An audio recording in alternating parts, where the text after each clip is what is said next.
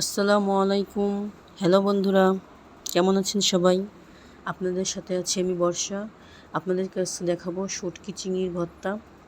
তো চলুন দেখা যাক। আমি চিংড়ি মাছটা পানি দিয়ে 20 মিনিটের মতো ভিজিয়ে রাখবো। 20 মিনিট পর মাছটাকে আমি 3-4 বার ফ্রেশ পানি দিয়ে ভালো করে ধুয়ে নেব। এরপরে আমি একটি প্যান বসিয়ে দিয়েছি চুলায়। এর ভিতরে আমি কিছুটা সরিষার তেল দিয়ে দিলাম।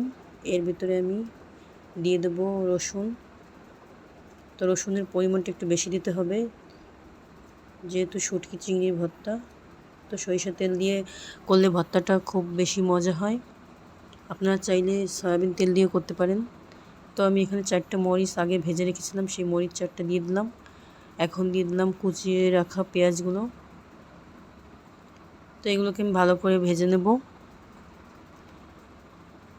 তারপর এর ভিতরে একটু হলুদ গুঁড়া দিয়ে দেবো, যাতে কালারটা দেখতে ভালো লাগে।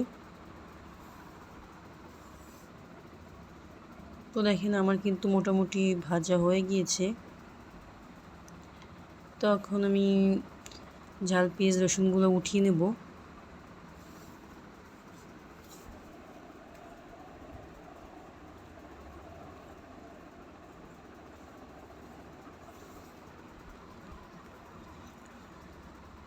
দেখেন এখন আমি প্যানের ভিতরে 1/2 চামচ জিরে দিয়ে দেবো ফোড়ন, এতে করে ফ্লেভারটা অনেক ভালো আসবে। তো এর ভিতরে এখন আমি দিয়ে দেবো মাছগুলো ধুয়ে রেখেছিলাম, সেই মাছগুলো।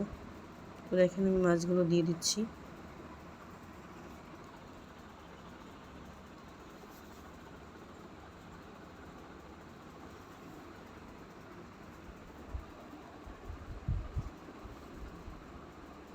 তো এখন আমি দিয়ে দেবো সামান্য লবণ।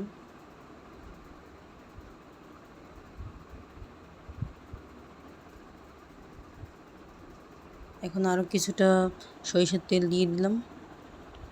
এখন ভালো করে মাছগুলো ভেজে নেব। মাছটা 20 মিনিট ভিজিয়ে রেখেছিলাম, তখন অনেকটা নরম হয়ে গিয়েছিল। তো দেখেন মাছটা কিন্তু আমার প্রায় ভাজা হয়ে গিয়েছে, অনেক সুন্দর একটা কালার হয়েছে। তো দেখেন মাছগুলো আমি এখন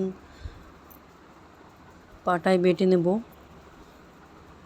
এর সাথে কিন্তু যে জিরাটা আমি ফোড়ন দিয়েছিলাম সেটাও আছে, একসাথে বেটে নিয়েছি। তো দেখেন এখন আমি শুকনো মরিচগুলো নেব। মরিচের সাথে আরও কিছুটা লবণ দিয়ে দেবো, এতে করে মরিচটা ভালো ফিনিশিং হবে।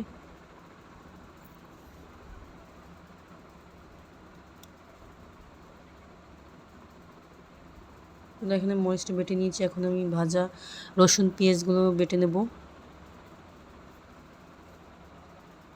বেটে একসাথে ভর্তাটা আমি করে নেব।